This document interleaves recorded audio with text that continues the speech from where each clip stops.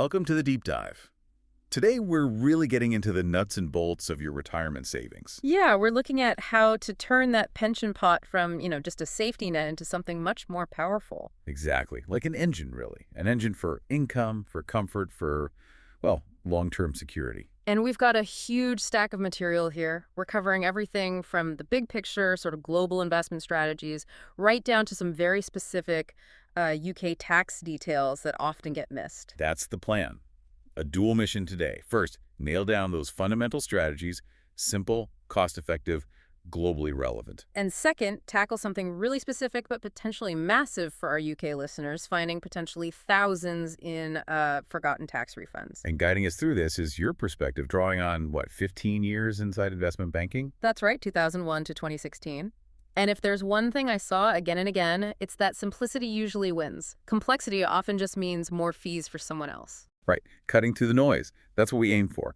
We're blending high-level theory with, real-world stuff, actual tax claims, crisis lessons. So the promise for you listening is pretty clear. By the end of this, you should have a solid blueprint for a simple, robust, cheap global portfolio. And, crucially, the know-how to go looking for that potential tax windfall. Okay, let's kick things off. Let's start with the basics. Pension fundamentals. Every pension has two main phases, right? Yeah, first you got the accumulation stage. That's when you're working, paying in, building up that main pot of money, the corpus. And the key strategy here, echoed across all our sources, is automation and consistency. Start early, contribute regularly, and importantly, increase those contributions over time. That increasing part is vital, isn't it? Yeah. Every pay rise, every bonus, a chunk of that should ideally go straight into boosting your savings rate, not just, lifestyle creep. Absolutely. We found this great little anecdote. Someone starts saving 10% at age 25. Seems modest, right? Well, they ended up with double the retirement pot compared to colleagues who waited until 35 to start saving the same percentage. Double. Wow. That's not just the extra contributions, is it? That's the compounding effect, kicking in earlier and harder. Exactly. It's the magic of compound interest working on a bigger base for longer. Decades longer. Which brings us to that rule of thumb you mentioned from the research. Yeah, a useful guide. Aim to contribute half your age as a percentage when you start. So if you're 20, aim for 10% total. That includes your employer's match, of course. If you start at 30, aim for 15%. And for listeners maybe closer to retirement, say over 50, there are often ways to boost contributions even more then, aren't there? Yes, many systems, especially in the U.S., have specific catch-up contribution allowances. Definitely look into those if you're eligible. Maximize input while you still can. Okay, so that's accumulation. Build it up steadily. Then comes the second phase, distribution. You retire, stop paying in, and start taking money out. And this is where a really common and potentially dangerous piece of advice comes in. The idea that as soon as you retire, you must slash all risk. Right. Protect the capital at all costs. Move everything into safe things like bonds and cash. It sounds sensible, but here's the hidden danger. Inflation. Ah, the silent killer of retirement income. Precisely. People are living longer. Retirements can easily last 25, 30 years now. Over that time, the cost of living, healthcare, energy, food, it just keeps rising. So your pension pot is only earning, say, 1% or 2% in those safe assets, but inflation is chugging along at 3% or 4%. Your purchasing power is shrinking every single year. That fixed income buys you less and less. Let's say inflation averages 5%, which isn't unthinkable. Within 5 years of retiring, you've lost nearly a quarter of what your money could buy. Just by standing still. So you're getting poorer in real terms, even if the number in your account looks the same. Exactly. So the big mistake many make is putting too much into those supposedly safe assets too early in retirement. Coupled with the other classic mistake, panic selling during market downturns. Which leads us nicely to something our sources were pretty critical of. The so-called lifestyle funds. Ah, yes, the default option in so many workplace pensions. Explain how they work, or rather, how they often work against you. Well, they're often described as this crazy product. They're automated. The idea is they adjust your investments based on your age. So when you're young, maybe 30, it puts you heavily into shares, global equities for growth. Right. Maybe 90% equities. But then as you get closer to your set retirement age, say 60, the fund automatically, mechanically starts selling those shares and buying bonds and cash instead. Which sounds like locking in gains, managing risk responsibly as you approach needing the money. On paper, yes. But the reality, especially with these longer retirements, is that it can give retirees a really tough fight against inflation from day one. Because it takes you out of growth assets too early. Exactly. You risk missing out on vital growth potential, particularly in the first 10 or 15 years of retirement when your pot is still at its largest and needs to keep working hard just to maintain its real value. And recent history has shown bonds aren't always safe either. Look at 2021. The bond market had a terrible year because interest rates started rising sharply. If your lifestyle fund automatically piled you into bonds just before that, well, the idea it was reducing risk looks pretty shaky, doesn't it? So the core principle is you generally can't get decent long-term returns without accepting some level of stock market ups and downs, some volatility. Risk and reward are linked. You need that equity exposure, that bet on long-term global economic growth to beat inflation over decades. Cutting it off too soon can be detrimental. But what about the psychological side? Some people just can't stomach seeing their pension value drop 20% in a bad year, even if they know it'll likely recover. That's a crucial point. It's the difference between your capacity for risk, how much you can mathematically afford to lose, and your appetite for risk, how much volatility you can mentally handle without panicking. So if your appetite is lower than your capacity, Then a smart strategy, mentioned in the research, is to use a portion of your pot to create a secure floor. Buy an annuity that guarantees enough income to cover your essential, non-negotiable bills, housing, utilities, food. okay, so you lock down the essentials. Right. That guaranteed income takes the pressure off. It means the rest of your pot, the larger portion hopefully, can then be invested for growth, aiming to beat inflation without you feeling the need to sell in a panic during the inevitable market dips. That makes a lot of sense, aligning guaranteed income with guaranteed costs. Let's shift gear now to the investment strategy itself. How do we actually build that portfolio? And I want to go back to your time in banking those incentive structures you mentioned. Yeah, it's quite revealing when you look at how the finance industry is set up. There's often this push toward complexity. Making you feel like you need sophisticated products, active managers, complicated wrappers. Exactly, because complexity often generates higher fees. But my experience and what the best evidence shows is that for most individuals, simplicity wins, hands down. There was a pretty strong analogy used in the source material about vermin. Ah, yes, the financial vermin. It's harsh, but the analogy is this.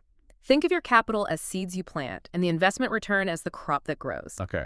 The money managers, the platforms, the advisors, they're like the crows, or many locusts, trying to take a percentage of your crop every single year, a fee, regardless of whether the harvest was good or bad for you, So your job as the investor. is to be ruthless about minimizing how much of your crop you give away to these vermin. Minimize the fees you pay to the finance industry, because every penny saved in fees stays in your pot, compounding for you. That's a powerful image. But why do people fall for complexity then? If simplicity is better and cheaper, is it just clever marketing? Marketing plays a huge role, definitely, suggesting that experts have secret knowledge to beat the market. But there's also a psychological element, I think. Like needing reassurance. Yeah, feeling better knowing someone is actively managing your money. Even if statistically, that active management after fees is likely to underperform a simple, cheap index fund over the long run. And you mentioned different parts of the bank having different incentives. Right. You've got the asset management arm. Their goal is simple.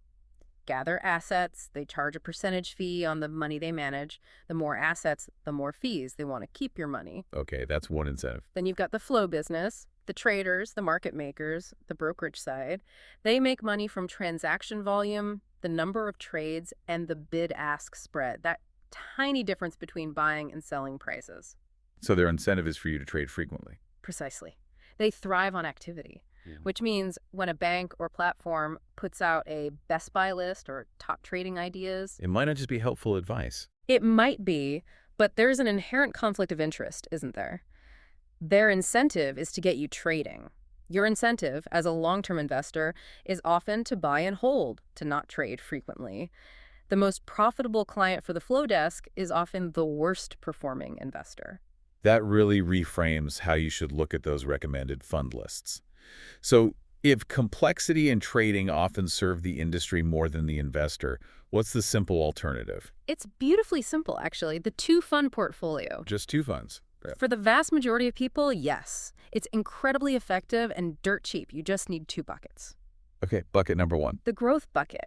This should be a single, low-cost, passive global equity fund or ETF, something that tracks a major world index like the MSCI World or FTSE Global All World. So you're basically buying a tiny slice of thousands of companies across the globe. Exactly. You get instant diversification across countries, industries, currencies. You're betting on the overall long-term growth of the global economy. And crucially, it must be low cost. We'll come back to cost. What's bucket number 2? The safety bucket. This is for money you need to keep stable and accessible. It should be in a money market fund, which is like high interest cash, or a high quality government bond fund. Think UK gilts or US Treasury. And this is for? Money you know you'll need in the short term, say the next 1 to 5 years.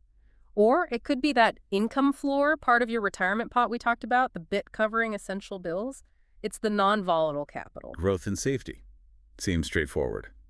Now let's hammer down on those costs you mentioned. The silent killer. This is so critical. It sounds boring, but minimizing fees has a massive impact over time due to compounding. The counterintuitive truth is the cheapest funds and platforms are usually the best for you. So what's a target number? What should people aim for in terms of total cost? You should be aiming for an overall charge that's the platform fee plus the fund's own expense ratio of rarely more than 0.30% per year. 0.3%? 0.30%. That's very low compared to traditional advice fees, which can be 1% or even 1.5%. Absolutely. Every bit you pay over that 0.30% is a direct drag on your long-term returns. It's money that could have been compounding for you. Okay, let's break down those fees, especially the platform part. In the UK, there's often a choice between percentage fees and fixed fees, right? Yes, and understanding this can save you a fortune. Some platforms, like Vanguard's own platform, for example, charge a percentage fee, maybe around 0.15% of your total assets per year. So the more you have invested, the more you pay in pounds. Exactly. Others, like Interactive Investor, for instance, charge a fixed fee, maybe £10 a month, so £120 a year, regardless of how much you've invested. So there must be a crossover point where the fixed fee becomes cheaper. There is. And the analysis shows that once your total investments on the platform reach around £60,000 to £70,000, the fixed fee option usually starts becoming significantly cheaper than the percentage fee model. Let's make that concrete. Say someone has built up a £1 million pension pot. Okay, a £1 million pot. If they're on a platform charging, say, 0.4% as a percentage fee, which isn't uncommon, that's £4,000 a year in platform fees alone. Add a typical fund fee, and they could easily be paying £5,000 or more. Right. Now, what if they move that £1 million to a fixed fee platform charging £120 a year? Well, the platform fee drops from £4,000 to £120. That's an immediate saving of £3,880 every single year. Yeah, if that saving is reinvested and compounds over, say, 20 years of retirement. The difference in the final pot size is astronomical. Tens, potentially hundreds of thousands of pounds difference just from choosing the right fee structure. It's not small change. So the clear action point is, if you have over 60K, 70 pound K invested, seriously investigate switching to a low-cost fixed fee platform. Check your current fees now. Absolutely. It's probably the easiest money you'll ever make. Okay, we've covered simplicity, the two funds, and cutting costs. Let's broaden the scope now to global investing. Why is looking beyond your home country so important? It comes down to diversification and long-term growth potential. No single country's stock market is guaranteed to be the winner forever.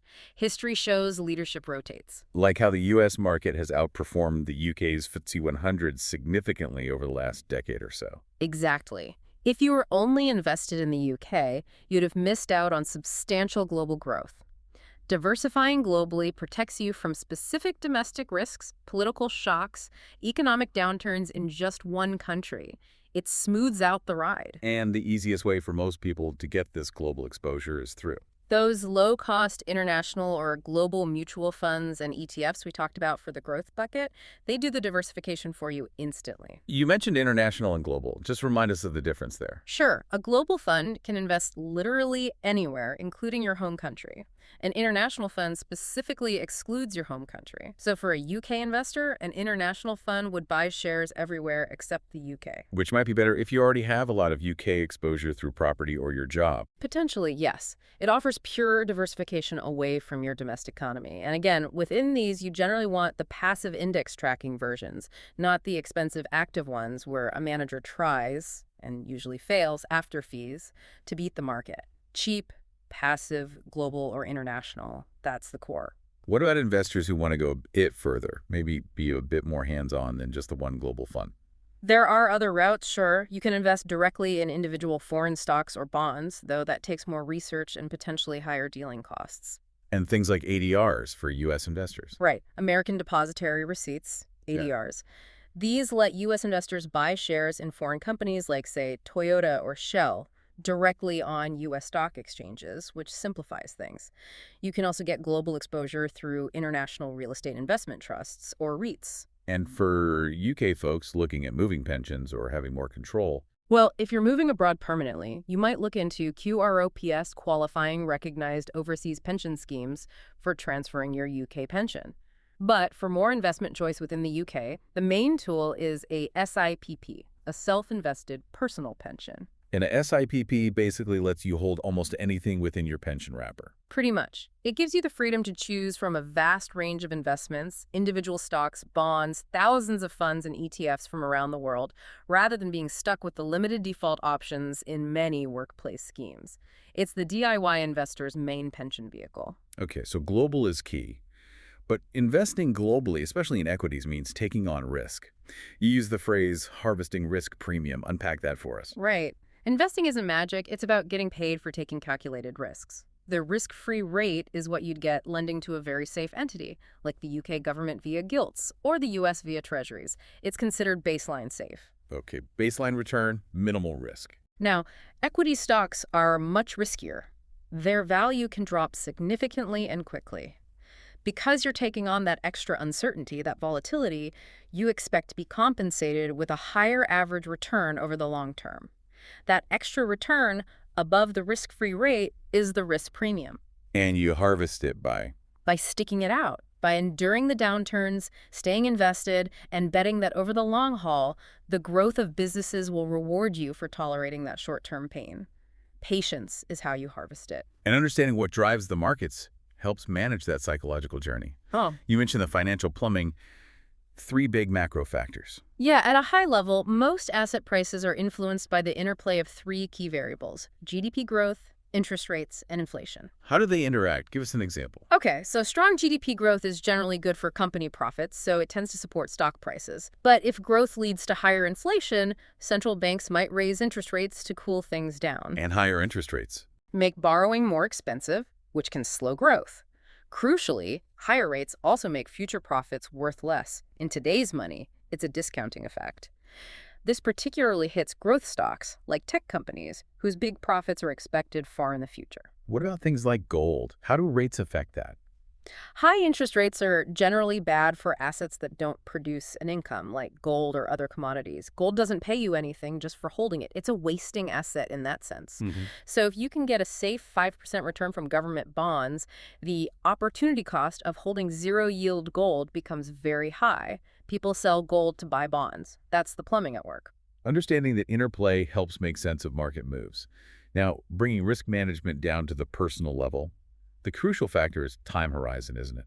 Absolutely fundamental. Your investment time frame dictates how much risk you can sensibly take. The rule of thumb we rely on is pretty clear. Any money you know you will need within the next 5 years for a house deposit, wedding, tuition fees, anything specific, that money must be kept safe.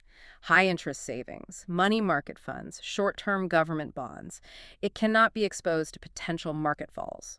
And money for longer-term goals, 10 years plus. That's where you can, and generally should, embrace the volatility of equities. Over 10 years or more, history shows the stock market has overwhelmingly delivered that risk premium we talked about, overcoming the inevitable bumps along the way. The longer the time frame, the higher the probability of a positive outcome from equities. And one final point on risk, learn the hard way in crises. Liquidity. Oh, hugely important. Liquidity simply means how quickly and easily you can sell an asset for cash without crashing its price. I am in a crisis. Liquidity can evaporate for certain assets. Think commercial property funds where they suddenly suspend withdrawals because they can't sell buildings quickly enough, or complex credit products where the market just freezes. But mainstream stocks and government bonds? Generally remain highly liquid. You might not like the price in a crash, but you can usually sell them. That ability to access cash if you absolutely have to is vital, though. Again, selling into a panic is usually the worst thing to do for your long-term wealth. Okay, powerful lessons on strategy and risk. Now let's pivot to the final stage. getting the money out effectively, the distribution stage. The big choice here is often between taking a lump sum or buying an annuity. That's the classic dilemma. Taking the lump sum gives you full control. You decide how it's invested, how much you withdraw. You could use strategies like the 4% rule, withdrawing 4% of the starting value each year, adjusted for inflation, aiming to make the pot last 30 years. It offers flexibility and potential for continued growth. But also the risk of running out of money if markets perform badly or you live longer than expected. Exactly, which is why the annuity is appealing to many. You swap your lump sum for a guaranteed income for life, however long you live. It provides certainty and peace of mind, removing longevity risk. The downside is inflexibility and usually lower potential returns. The sources seemed keen on a middle ground, a blended approach. Yes, and it often makes the most sense. Use part of your pension pot to buy an annuity, just enough to cover your essential, non-negotiable baseline living costs. That creates your guaranteed income floor. Secure the essentials. Right. Then the rest of the pot remains invested probably in that low-cost global equity fund aiming for growth to beat inflation and fund your discretionary spending, holidays, treats, leaving a legacy perhaps. It combines the security of the annuity with the growth potential of the lump sum. Now, there was a more complex strategy mentioned. Pension maximization using life insurance. How does that work? It sounded quite clever. It is quite analytical, yes. It's a way to potentially get a higher overall income, especially for couples. Here's the logic. An annuity just for your life, a single life annuity, pays out a higher monthly amount than one that covers both you and your spouse, a joint and survivor annuity. Because the joint one has to potentially pay out for longer. Correct. So with pension maximization, the person with the pension chooses the higher paying single life annuity. Then they use some of that extra income generated each month to buy a separate life insurance policy, naming their spouse as the beneficiary. Ah, so the life insurance replaces the survivor's pension element of the joint annuity. Exactly. If the pensioner dies first, the insurance pays out a lump sum to the surviving spouse.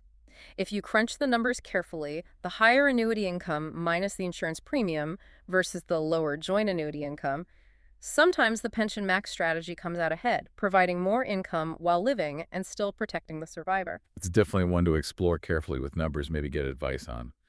Okay, let's get to the bit that could mean immediate cash for some listeners. The UK tax trap. Relief at source. Right. This is potentially the most actionable takeaway for UK higher and additional rate taxpayers. It's about unclaimed pension tax relief, and it affects potentially hundreds of thousands of people. So who exactly is affected? It specifically impacts people paying 40% or 45% income tax whose employer's pension scheme uses a structure called relief at source, or RAE-S. Many workplace schemes, especially older ones or those run by insurance companies, use this method. Group personal pensions often use it. Okay, explain how RAE-S works and why it creates this problem for higher earners. Under relief at source, your pension contribution is deducted from your pay after income tax has been calculated and taken off. So you pay tax on the money first, then it goes into the pension. Yes. Then your pension provider automatically claims back the basic rate tax relief, which is 20% from HMRC, and adds it to your pension pot. Okay, so everyone gets the basic 20% back automatically. What's the issue? The issue is if you're a higher rate, 40%, or additional rate, 45% taxpayer, the pension provider only claims back that initial 20%. You are personally responsible for claiming the extra 20% or 25% tax relief back from HMRC yourself, and many people don't realize this or forget to do it. Hold on. So if I earn £60,000, I'm a 40% taxpayer on part of my income. If I contribute, say, £10,000 into my RAE-S pension. Your provider adds £2,000 automatically, 20% of £10,000. But because you paid 40% tax on the income used for that contribution, you're actually owed another £2,000 in relief. And HMRC doesn't just send it. No. You have to actively claim it. It's bizarre. They know your earnings, they know your contributions usually, but the onus is on you to ask for the higher rate relief back. That seems inefficient. Yeah. And potentially costly for the taxpayer if they don't claim. Massively costly. Wow. We saw real examples in the research. One person got back £5,000, covering about 4 years of missed relief after just an hour on the phone with HMRC. Others reported reclaiming between £2,000 and £6,000 routinely. That's found money. Money that should have been in their pension growing. How can listeners check if this applies to them? How do they know if they're in an RAE-S scheme? 2 key checks. First, look at your payslip. Critically examine the section showing your pay calculations. If your pension contribution is taken out after the income tax figure is calculated, you are likely in an IRA scheme. If it's deducted before tax, you're probably okay, likely salary sacrifice. Okay, check the payslip calculation order. What's the second check? Check your annual pension statement. Look for how the tax relief is shown. If you see a specific line item where the provider has added tax relief equivalent to 20% of your contribution, that's a big clue you're in RAS and need to claim the rest if you're a higher earner. So, payslip calculation and pension statement confirmation. What's the alternative pension contribution method that avoids this hassle? The much better structure is salary sacrifice, sometimes called smart pensions. With salary sacrifice, your employer reduces your official salary by the amount of your contribution and pays that amount directly into your pension before any tax is calculated. Ah, so the contribution never gets taxed in the first place. Exactly. You get your full tax relief immediately at your highest marginal rate. Plus, because your official salary is lower, both you and your employer usually save on national insurance contributions too. It's generally the most efficient method if it's offered. Definitely worth asking HR if salary sacrifice is an option. But if you find you are on RAS and haven't claimed your higher rate relief for previous years, how do you get it back? Thankfully, the process is usually quite straightforward. You'll need your P60s for the relevant tax years, or possibly payslips showing the total pension contributions you made in each year. Got the paperwork. Then what? The simplest route is often just to call HMRC. Explain you're a higher rate taxpayer, your pension is relief at source, and you need to claim the additional tax relief you're owed on your contributions for specific past tax years. And they can just sort it out over the phone. Often, yes, especially if it's just for the last few years. They can usually see the contributions reported by your provider. They'll calculate the relief owed and arrange your repayment, often via a change to your tax code, or sometimes a direct bank transfer. People reported getting refunds within weeks sometimes. What if it's more complicated, or it goes back further than 4 years? You can generally claim back for the previous 4 tax years. If it's complex or involves older years, you might need to do it via amending your self-assessment tax return for those years, if you file one. Even if you don't normally file self-assessment, you might need to in order to claim back older relief. But for recent years, a phone call often does the trick. That is incredibly valuable information, a potential cash injection just waiting for some people. Okay, let's wrap this up. We've covered a huge amount. Let's distill the key takeaways. Number 1 has to be simplicity and discipline. That 2-fund portfolio, low-cost global equity tracker plus a safety bucket, it works. Stick with it. Number 2, fees are critical. Relentlessly minimize them. Aim for that 0.30% total cost ceiling. Check your platform fees if you're over the 60K, 70K mark. A fixed fee platform is almost certainly cheaper. Do the maths, make the switch. And number 3, never ignore free money. Maximize your employer match always. And for UK higher earners, check if you're on relief at source. If you are, claim that extra tax relief back from HMRC immediately. It's yours. It really boils down to setting the right strategy, keeping costs low, and then having the psychological discipline to see it through, right? What's the final thought we should leave people mulling over? It's about that psychological fortitude, especially when markets get scary. Remember the long view. Study financial history books like Triumph of the Optimists lay out the data. Despite wars, pandemics, crashes, the broad trend of the global stock market over decades is relentlessly upwards. So when the next crash comes, and it will come, don't see it as a disaster. See it as a sale. The world's best companies are temporarily available at a discount. If your time horizon is long, that's an opportunity, not a reason to panic sell. A successful retirement isn't built on complex timing or finding the next hot stock. No, it's built on patience, discipline, ruthlessly low costs, and a steady, optimistic bet on the long-term ingenuity and growth of global business. Align your strategy with your time frame, manage your psychology, and let compounding do the heavy lifting. Fantastic advice. Go check those payslips, check those fees. Thanks for joining us for